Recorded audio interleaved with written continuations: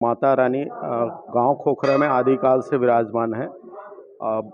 स्वतंत्रता के पहले माल गुलजारी शासन के पहले से विराजमान है। एक बार बहुत ज़बरदस्त अकाल पड़ा और जब जहाँ पे आज माता रानी विराजमान है वो एकदम जंगल हुआ करता था। बाजू में आप तालाब देख रहे हैं, वो भी किसी का बनाया हुआ नहीं है। एक बैल भैंस चरने गया, बहुत अकाल था, पानी की बहुत कमी थी, तो उसके भैंसा के सींग में वो चीला बोलते हैं, काई जिसको सैवाल बोलते हैं, वो लगा हुआ था। फिर गांव वाले आए, बहुत छोटी बस्ती थी और ठाकुर क्षत्रियों की बस्ती थी बहुत पुरातन में। फिर बाद में धीरे धीरे सब लोग बसते गए।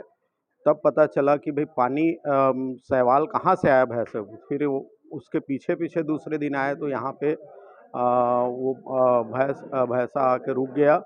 फिर उसी समय कुछ वर्षों बाद उनको स्वप्न हुआ कि मैं माँ मनकादाई हूँ, आप जिनको ढूंढते ढूंढते आए हो, जो तालाब है वो मैं मनकादाई हूँ, तो वहीं की मिट्टी लेके आप मेरी प्रतिमा आप बना के पूजा पाठ करिए। उसके बाद बहुत सालों बाद वैसी मिट्टी की विग्रह बना के गांव के लोग मान्यता करते हुए पूजा पाठ करते रहे। फिर लगभग मालगुजारी प्रथा में एक मालगुजार जी थे, बहुत भक्त थे माता रानी का, उनको स्वप्न दिए माता रानी कि मेरी जो विग्रह है संगमरमर की, वो कलकत्ता में बन के तैयार है, बोले आप जाके लेके आओ। तो उन्होंने प्रश्न किया कि माँ मैं कैसे जानूंगा कि आप ये कौन सा, किसको लाऊंगा, मैं कैसे जानूंगा। तो उन्होंने बताया कहीं कोई उस समय साधन संचार की कोई व्यवस्था नहीं थी। माता रानी ने उनको स्वप्न में बताया कि आप जाओगे तो उस मूर्तिकार दो विग्रह बनाए रहेगी, प्रतिमा बनाए रहेगी। एक जहाँ जाना रहेगा वो चला जाया रहेगा, जो बचा रहेगा वही मैं मनकादाई हूँ, बोले उसको लेके आओ। और अब उसके बाद फिर गांव वाले के सब समिति निर्णय करे, सबको बैठाया। उसके बाद फिर माता रानी की अर्जी विनती करके गया और वैसी हुआ। तो ये लगभग बहुत पुरानी है। जो विग्रह आप अभी देख रहे हैं सौम्य रूप से हैं, माता रानी बिल्कुल, और वही विग्रह आज भी है, उसको कभी छेड़ा नहीं गया। जैसा वो स्थापित किए हैं आज भी वैसी है।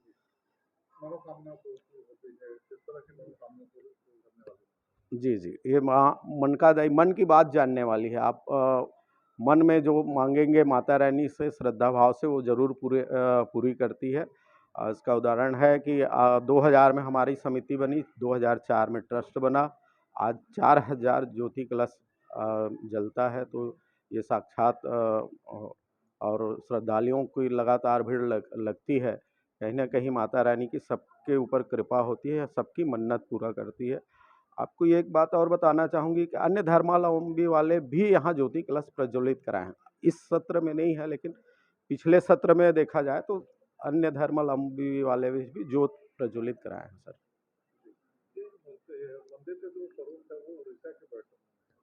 जी जी जी, बहुत जब 2004 में ट्रस्ट हुआ उसके बाद हम लोग आचार्य, बहुत अच्छे आचार्य, तो पूरी पीठ से जो पढ़े हुए हैं आचार्य, उनको बुलाते थे 12-13 साल। तो फिर धीरे धीरे जब उनकी प्रेरणा से कि मंदिर बनाना है, आप इस तरफ को देखेंगे तो ये बिल्कुल हमारे छत्तीसगढ़ी कल्चर में है, लेकिन सामने का जो है उनका सानिध्य रहा, वो 4 नवरात्रि पर्व में आते रहे, तो उनके द्वारा माता रानी की प्रेरणा हुआ कि उसी को बनवा के फिर उड़ीसा संस्कृति से सामने का जो साज सज्जा हुआ है वो। यहाँ से तो हमारे छत्तीसगढ़ के तो लोग आते ही हैं, और बाहर से भी बहुत श्रद्धालु लोग आते हैं, दूसरे दूसरे राज्य से यहाँ पर आके और मूर्ति को देखते हैं तो मोहित हो जाते हैं कि इतने सुंदर मूर्ति हमने आज तक नहीं देखे हैं।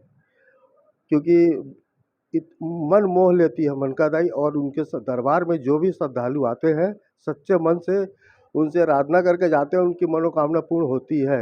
ये मेरे गत 25 वर्ष से मैं बाहर का रहते हुए शहडोल जिला का रहने वाला हूँ, और मैं यहाँ 25 साल से मैं यहाँ सेवा मनकादाई का कर रहा हूँ, और मैं सौभाग्य है कि हर पर्व में मुझे सेवा का मौका मिलता है।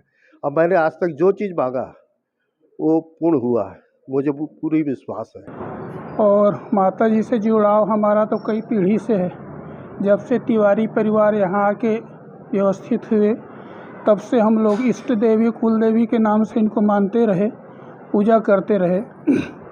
पहले यहाँ मिट्टी का मूर्ति हुआ करता था, किसी कारणवश खंडित होने से फिर अभी वर्तमान में जो मूर्ति है उसको सब लोग तैयार हो करके और सलाह किए कि क्या किया जाए, फिर मूर्ति मंगाए, मूर्ति स्थापित किए, फिर यहीं के एक श्रद्धालु के द्वारा यह मंदिर बना दिया गया, लेंटर डाल दिया गया उसमें, और पूजा पाठ होते रहा। हमारे जो दादाजी थे वो इनके बहुत बड़े भक्त थे, वो इन्हीं के पूजा और साधना में लगे रहते थे और उनके द्वारा पिताजी लोग सीखे, इनकी पूजा पाठ को वो करते रहे। पहले यहाँ पंडित नहीं होते थे, बैगा लोग पूजा करते थे सामान्य दिनों में, और ख़ास दिनों में परिवार के लोग, इसमें मेन से तिवारी परिवार और यहाँ का थवाइत परिवार, ये मेन थे जो इनको मानते थे अपनी इष्ट देवी के रूप में। और जब से मैं पैदा हुआ, होश संभाला हूँ, तब से माता पिता से प्रेरणा मिलता था कि हमारी इष्ट देवी ही जाना चाहिए। हम आते जाते रहे, पूजा करते रहे, फिर ट्रस्ट बन गया, सब चीज़ बढ़िया व्यवस्थित हो गया। और धन्यवाद दूंगा मैं ट्रस्ट वालों को कि इष्ट देवी की कृपा या उनकी प्रेरणा कहिए कि ट्रस्ट बनाने का उनको प्रेरणा आया और ट्रस्ट बना, और आज आप देख रहे हैं वर्तमान स्थिति को। नहीं तो यहाँ पे एक सकरा सा रास्ता होता था मंदिर तक आने के लिए, और जो घाट है, पहले भी घाट हुआ करता था, और एक गर्भगृह जो है वही बस था और कुछ नहीं था। और ये महादेव जी का मंदिर था सामने में, बगल में मठ हुआ करता था वैष्णव लोगों का।